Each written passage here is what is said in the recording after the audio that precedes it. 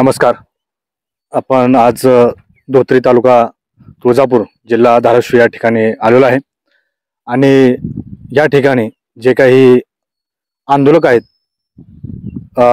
राम भीमराव मस्के, तर ह्या धोत्रीमध्ये तारीख बघा 21/8/2024 रोजी म्हणजेच 3/1/2024 रोजी रात्री 1 वाजता कमान पाडली.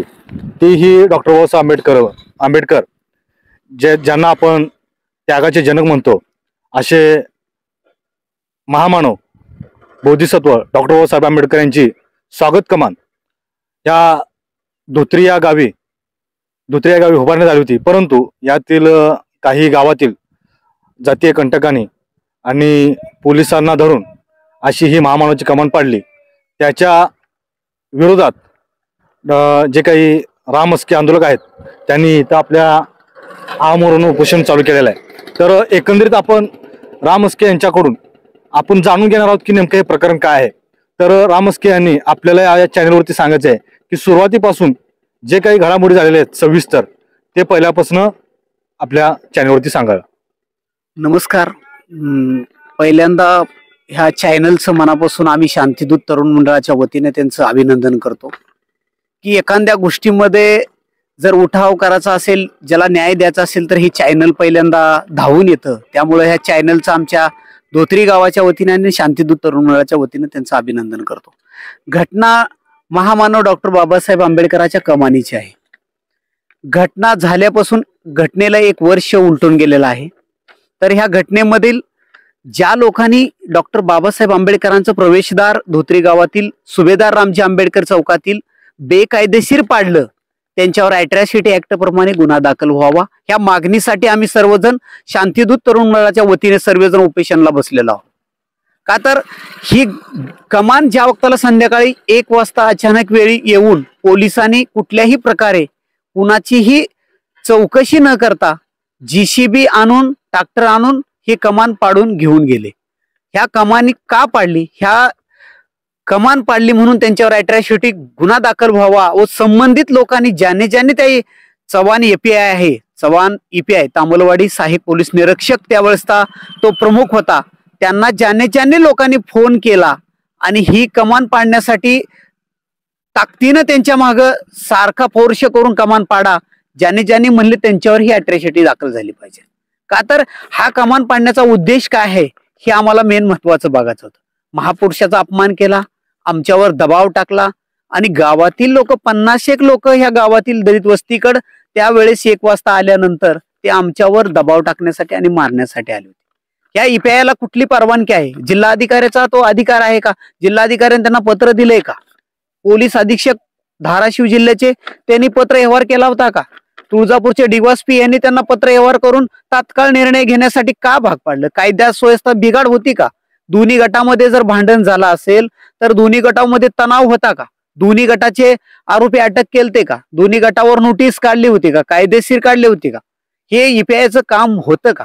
आणि तसे EPI ला पॉवर होते का? ह्या मुद्द्यासाठी आम्ही ही दिनांक 7/1/2025 पासून आमरण उपोषण सुभेदार रामजी आंबेडकर चौकात चालू केलंय. ही जोपर्यंत ह्या चौकामध्ये जोपर्यंत त्या अधिकाऱ्यावर त्या EPI ज्यांनी फोन केला, ही घटना वाढवली, खोटी माहिती दिली, त्या सर्वांवर जोपर्यंत अॅट्रॉसिटी होत नाही तोपर्यंत आम्ही कुठल्याही प्रकारे माघारी घेणार नाही, ही आमची भूमिका राहील. महत्वाचं म्हणजे बघा, ह्या गावामध्ये एक प्रकरण म्हणजे कसं झालेलं आहे. तर हे काय गाव आहे धोत्री गाव, ह्या गावाची लोकसंख्या मोजकीच आहे. 150 ते 200 अशी लोकसंख्या आहे. त्यातील जे काही तरुण आहेत म्हणजे सुशिक्षित तरुण, मुद्दा म्हणून त्यांनाच त्या केसेसमध्ये खोट्या केसेसमध्ये गुंतलंय असं त्यांचा आरोप सुद्धा आहे. त्याबद्दल तुम्ही काय सांगाल? आता कसं आहे माहिती का, काही इंजिनियर आहेत, काय ग्रॅज्युएशन झालेलं आहे, काय मुलं इथं स्थायिक बी नव्हते, अशाही मुलांची नावं त्यामध्ये घेतली गेली. काय वजूर आहेत, म्हातारी लोक आहेत, त्यांची सुद्धा नावं ह्याच्यामध्ये घेतले, त्यांना सुद्धा पोलीस स्टेशनला हेलपाटे घालायला लावले. ज्या मुलाची आता डिग्री आहेत, उद्या नोकरीला लागणार आहे, त्यांच्या आयुष्याची राख रांगोळी केली. का तर ही जातीवादी कंडक असतात की ज्याने जातीवादी वाढावा आणि ही मागासवर्गीय दलितांची मुलं पुढे नोकरीला लागून ह्या उद्दिष्टाने त्यांनी मनामध्ये राग ठेवला आणि जात ही अशी नाही ह्यांच्यावर अॅट्रॉसिटी किंवा गुन्हा दाखल होणार नाही अशा माध्यमातून ह्यांनी ईपीआयनं केलेलं कारस्थान आहे. का तर ईपीआय काय करतो, इथनं गावात जातो, मी कमान पाडण्याची भूमिका मांडतो, त्यांचं कुठलंही लेखी स्वरूपात निवेदन नसताना सुद्धा ही कमान पाडतो. म्हणून ईपीआयवर पहिली अॅट्रॉसिटी झाली पाहिजे आणि ईपीआयला जी साथ देणारे आहेत त्यांच्यावर ही अॅट्रॉसिटी झाली पाहिजे. आणि जी मुलं जे सुशिक्षित आहेत, शिकलेले आहेत, ज्यांना नोकरी लागणार आहे त्या मुलाचे गुन्हे जी कोर्टामार्फत माघारी घेतले पाहिजे असा ह्यांनी सुद्धा जी चार्जशीट पाठवणार त्या चार्जशीट मध्ये ही मुलं निर्दोष आहेत म्हणून असं चार्जशीट पाठवावे ही सुद्धा आमची शांतीदूत तरुण मंडळातर्फे मागणी आहे. तर राम म्हस्के म्हणत आहेत की जे मुलं यामध्ये निर्दोष आहेत पर त्यांना दोषी ठरवून विनाकारण त्यांच्यावरती खोट्या एफ आय आर दाखल करून त्यांना या प्रकरणामध्ये गोठवण्यात आलंय, त्यांच्या जी केसेस आहेत ते ह्या API पोलीस स्टेशन तामलवाडी किंवा राज्यस्तरीय गृहमंत्र्यांनी याची दखल घेऊन जे काही खोटे केसेस दाखल केलेले आहेत त्या केसेस मागे घेण्यात याव्या अशी ही उपोषणकर्ते राम म्हस्के यांची मागणी आहे.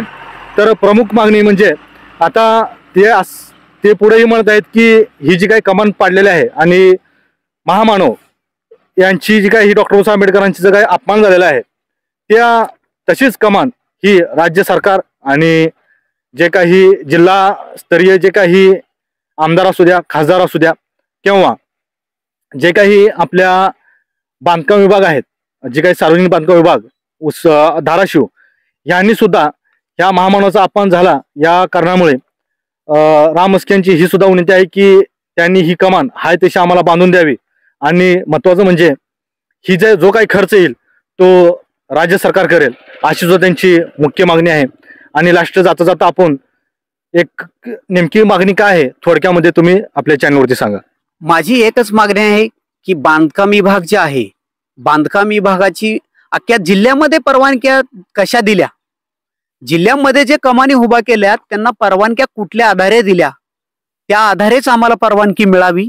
आणि आमची जी मागणी आहे की कमान पुन्हा अजून बाबासाहेब आंबेडकरांची इथं थाटामाटामध्ये उभा राहावी ह्या मागणीसाठी जिल्हा प्रशासनाचे, जिल्हा परिषद विभागाचे जे बांधकाम विभागाचे जे मेन इंजिनियर आहेत, अधिकारी आहेत त्यांनी ह्याच्यामध्ये लक्ष घालून तात्काळ आम्हाला मान्यता देण्यासाठी परवानगी द्यावी आणि कमान बांधण्यासाठी महाराष्ट्र शासनाकडून सामाजिक न्याय विभागाकडून निधी उपलब्ध करून ही कमान पुन्हा अजून उभा राहावी एवढीच आमची मागणी आहे.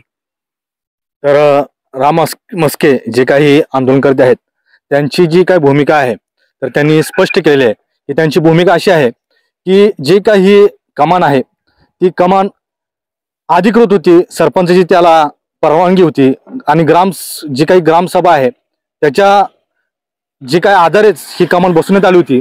परंतु जे काही या गावातील समाजकंटक आहेत त्या समाजकंटकांनी API जे काही पोलीस स्टेशनचे API आहेत चव्हाण साहेब यांना त्यांची हात जुळवणी करून ही जी बेकायदेशीर म्हणजेच कायदेशीर कमान त्यांनी बेकायदेशीरपणे पाडली, त्या महामानवाच्या स्वागत कमानीचा अपमान केला. या अपमान केल्यामुळे राम म्हस्के यांची एक अशी मागणी आहे, त्या आंदोलनाला बसलेल्या आहेत आमोर्षणला, की ह्या जी काही PI आहेत त्यांच्यावरती अट्रॉसिटी अंतर्गत कारवाई व्हावी आणि ज्या PI साहेबांनी ज्या तरुणांना, सुशिक्षित तरुणांना खोट्या FIR दाखल करून त्यांना सुद्धा त्यात गुंतवण्यात आलं तर त्या FIR मागे घेण्यात याव्या अशी सुद्धा या राम म्हस्के यांची मागणी आहे.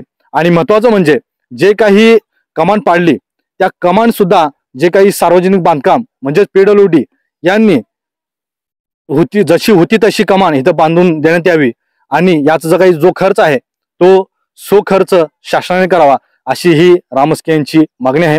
तर मी रोहित म्हस्के, लक्षवेध न्यूज. आपण